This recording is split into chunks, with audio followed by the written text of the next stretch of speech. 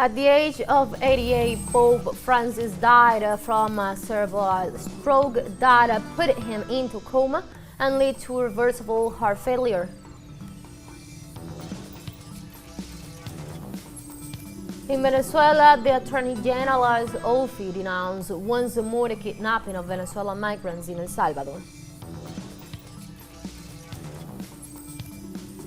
And the Russian government denounced the violation of the Eastern truce declared by Ukraine on almost 5,000 occasions.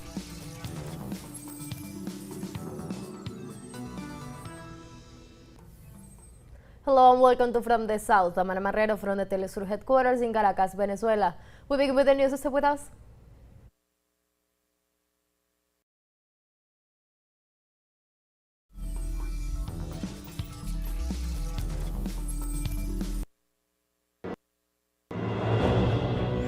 And Vatican authorities report that Pope Francis died this Easter Monday at the age of 88, a day after appearing in public at the Mass of Easter Sunday and calling for a ceasefire in the Gaza Strip. The Vatican said that Pope Francis died of a cerebral stroke and irreversible heart failure. The leader of the Catholic Church had suffered from a bilateral pneumonia with a microbial infection for which he was hospitalized last February 15 at the Gemelli Hospital in Rome for 38 days. During his papacy, Francis visited more than 50 countries, bringing a message of peace, humility, social harmony, and respect for democratic values. Pope Francis was also known for denouncing social inequalities, criticizing the capitalist systems and firmly rejecting sexual crimes in the clergy.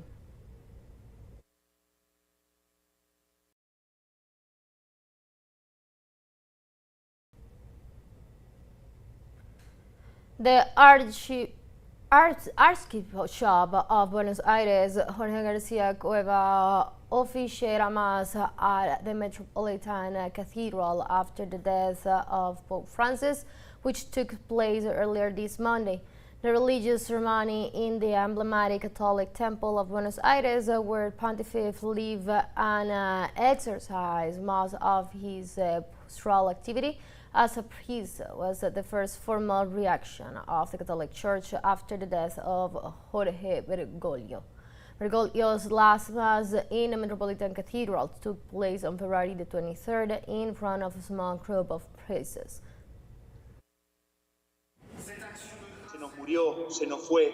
The Pope of the poor, of the marginalized, of those no one wants, or in any case, those many exclude, has passed away. Yesterday, his last audience was with the Vice President of the United States, and he, the Pope, once again shared his deep concern for migrants. A man who was consistent from his first day to his last.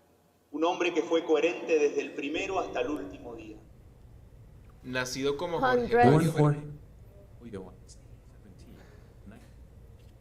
Hundreds of faithfuls attend the Mass at Notre Dame Cathedral in Paris in tribute of Pope Francis. During the event, Notre Dame chaplain Abbé Bertrand Dufour called the Pope had tirelessly urged us to step beyond our comfort zones, evangelists.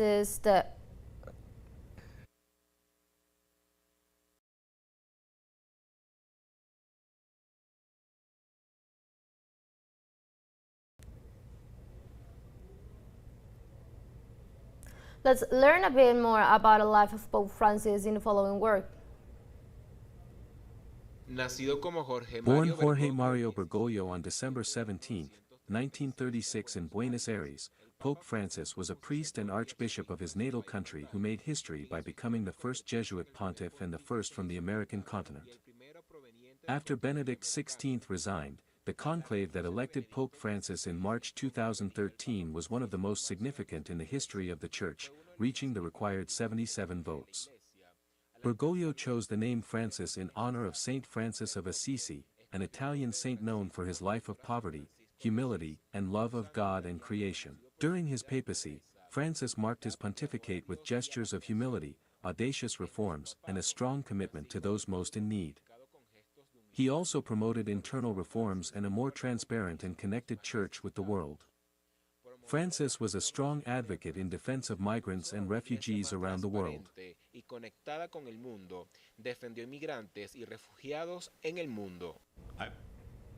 Venezuelan President Nicolas Maduro took to his social network to express his sorrow over the passing of Pope Francis. Latin American leaders stated, "I have received in immense sorrows the news of the physical departure to eternal glory of an extraordinary religious, ethical, and spiritual leader, the bastion of Christians' life consecrated to God. Jorge Bergoglio, Pope Francis, loved by all of us Christians and by all religions. He energized, renewed, and gave great prestige to the Catholic Church, a great Argentine, a great universal Latin American. Dear Francis, the South American people and our homeland Venezuela had in you a friend of renown, a special being of profound human clarity, a man of light and hope.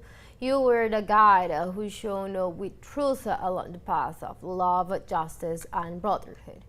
He continued by assuring that he will continue toward the path with a magnificent example. You led us alive at the highest spiritual, ethical, and moral levels. In his closing remarks, the Venezuelan president expressed, "We will never forget your contribution and decision in favor of Venezuela by giving the world two saints burning the land, José Gregorio Hernández and Carmen Rendiles, two standards of Christian life.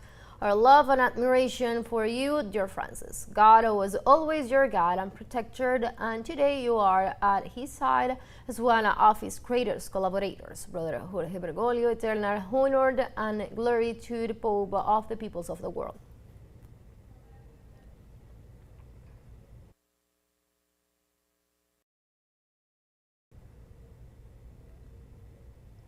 Also, the Honduran President Xiomara Castro in her social media X states, "It was with deep sorrow that I received the news of the death of Pope Francis. He was a great spiritual guide, close to the humble, and defender of peace, migrants, justice, and care of our common home. On my visit to the Vatican, he received me with affection and shared with me the valuable advice on how to combat poverty in my country. I always carry his words as a guide of my journey on behalf of the Honduran people and my government, and express our condolences to the Church and the faithful throughout the world. May the Lord receive him in his glory."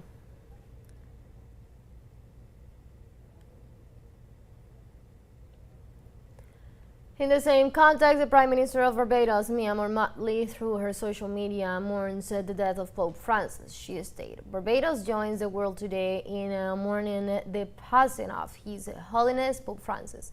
She affirms, "I confess that it was Pope Francis' writing and teaching that guided and inspired me through the dark and desolate days of the COVID-19 pandemic, as I work with others to lead Barbados through that period of grave uncertainty. He was, in a very sense, my hero."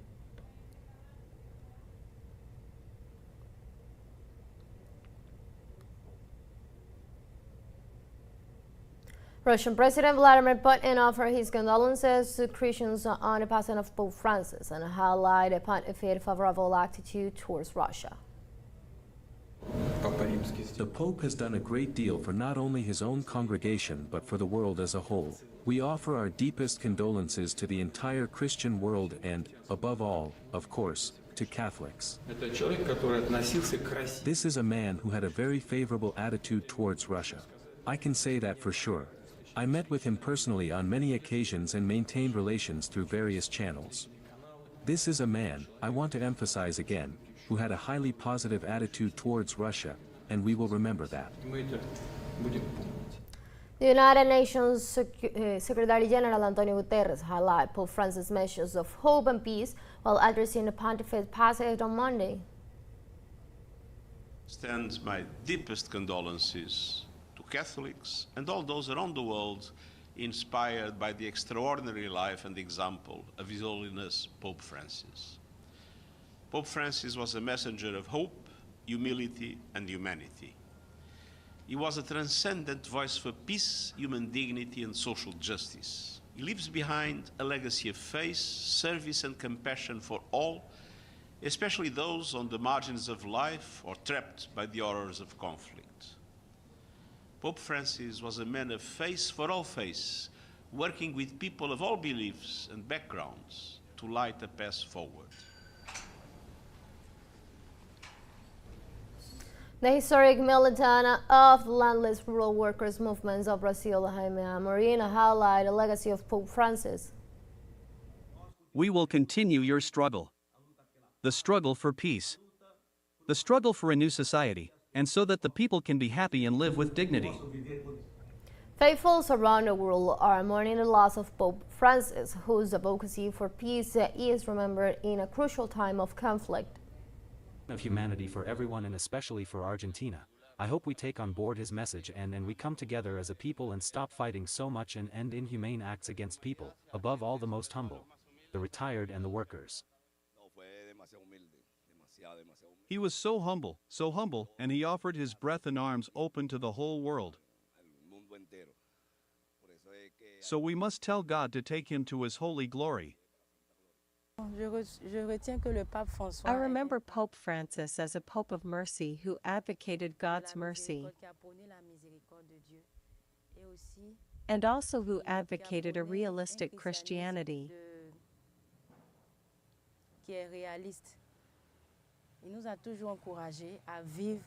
He's always encouraged us to live as good Christians, to set an example.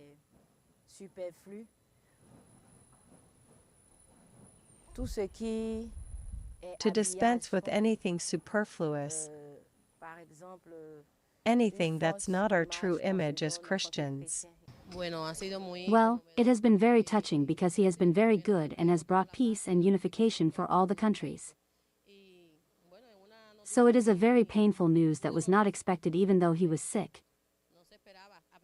We expected him to last a little longer. In Venezuela, the Attorney General's office announced once more the kidnapping of Venezuelan migrants in El Salvador. Attorney General Tarek William Saab noted the acknowledgement of the Salvadoran government to the kidnapping of more than 250 Venezuelans. Tarek also warned that his fellow countrymen will be victims of rights abuses carried out by the government of Nayib Bukele in the prisons, and so far, the state of health of Venezuelans is not known. Meanwhile, the Attorney General assured that no effort will be spared until the unconditional release of his compatriots.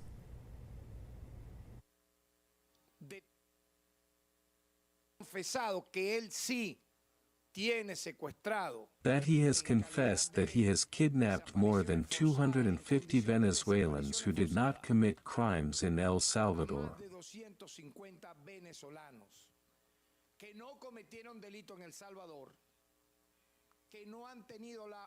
Who have not had the possibility to date to have a lawyer,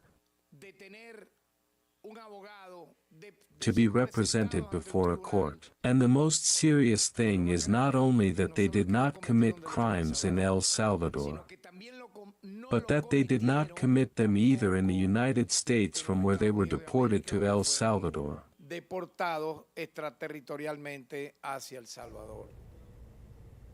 In Argentina, the government plans to cut some 400,000 disability pensions under the pretext of alleged irregularities in their distribution.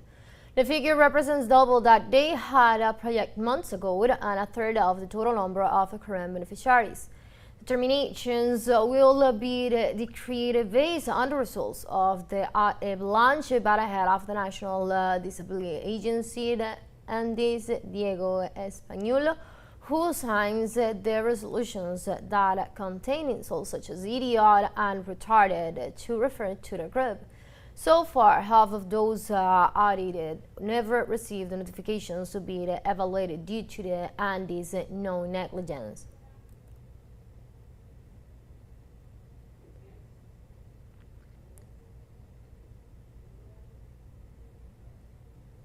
In Ecuador, progressive international election observers announced irregularities in the recent presidential elections. The results presented as official gave Daniel Noboa 56% of the votes compared to the 44% for Luisa González.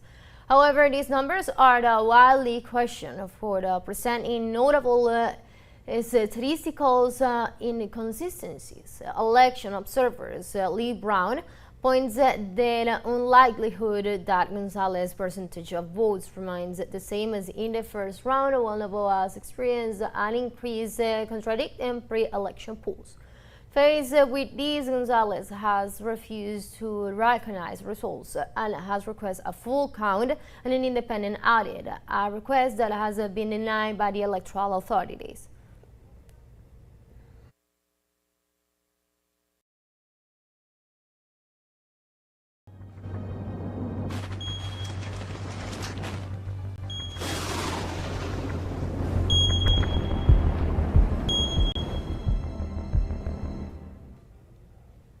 Moving on, in the United States, at least 2 people died in the state of Oklahoma as a result of the floods in several states in the country.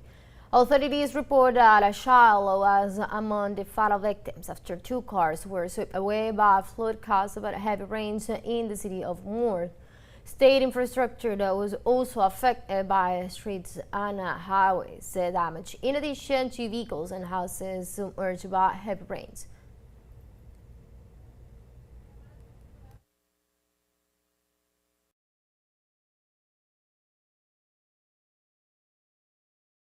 The death of at least 7 people in the middle of a storm off the coast of New South Wales in Sydney.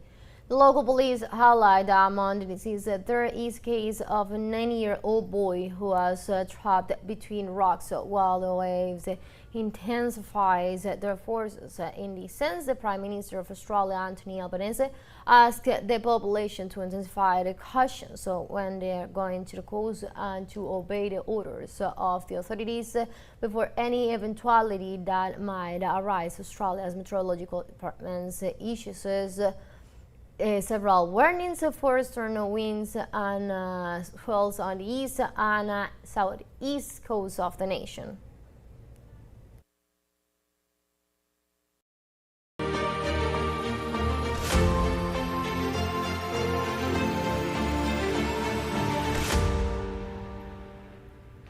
And in other topics, the Russian government denounced the violation of the Eastern Truce declared by Ukraine on almost 5,000 occasions. The Russian Ministry of Defense announced that Kiev troops continued their offensive both in Donetsk and in the Kursk region, which were neutralized by the Russian defense. He also confirmed that all Russian troops stationed in the special military organization zone complied with the agreed ceasefire.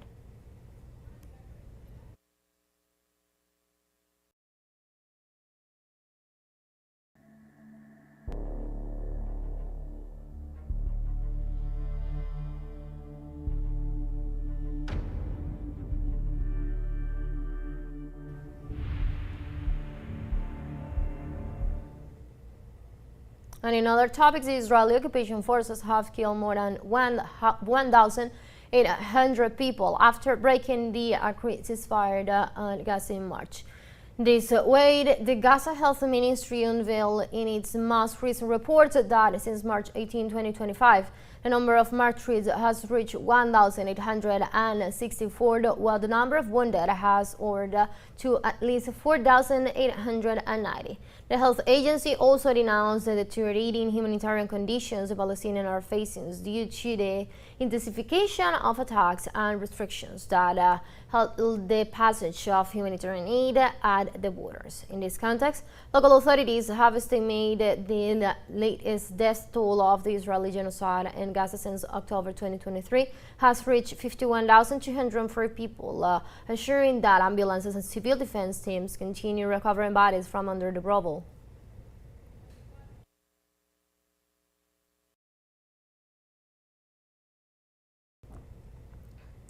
The Palestinian Red Crescent humanitarian organization rejected the Israeli army's report of the killing of 15 paramedics in the Gaza Strip last March, accusing it of being full of falsehood. According to the spokeswoman of the Red Crescent, Abel Farshak, the Israeli report is invalid and unacceptable because it justifies the death of the rescuers and transfers the responsibility to an alleged personal error in the FAL command. She also added that the Israeli government's statements seek to justify the death and ignore the real events that took place on March 23. The assassination of paramedics and rescuers from the Palestinian Red Crescent Society generated international outrage and demands for a war crimes investigation by the Israeli army and the government.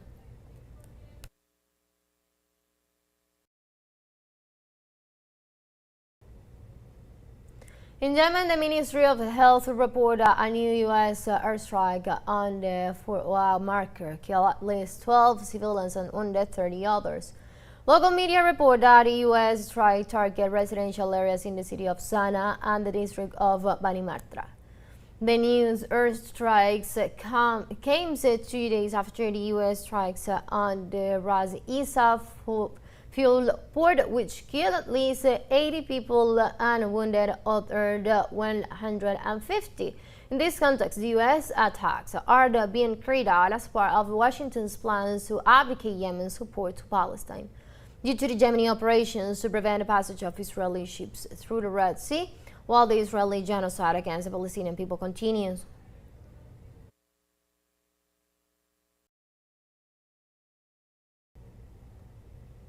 In South Korea, former President Yoon Suk-yeol appeared on Monday for a second time before the Seoul court in the criminal trial he faces on insurrection charges. This is the second formal appearance of Yoon after he was unanimously dismissed from office on April the 4th after considering that the president violates the constitution after the declaration of the martial law. This hearing generated tensions in the streets from earlier in the morning. Supporters and detractors of Yoon Suk-yeol gathered. Some demands his return to power, while others demands his punishment, with messages such as reincarcerate Yoon. For the first time since the beginning of the process, the court allowed the press to capture images of the former president before the formal opening of the trial.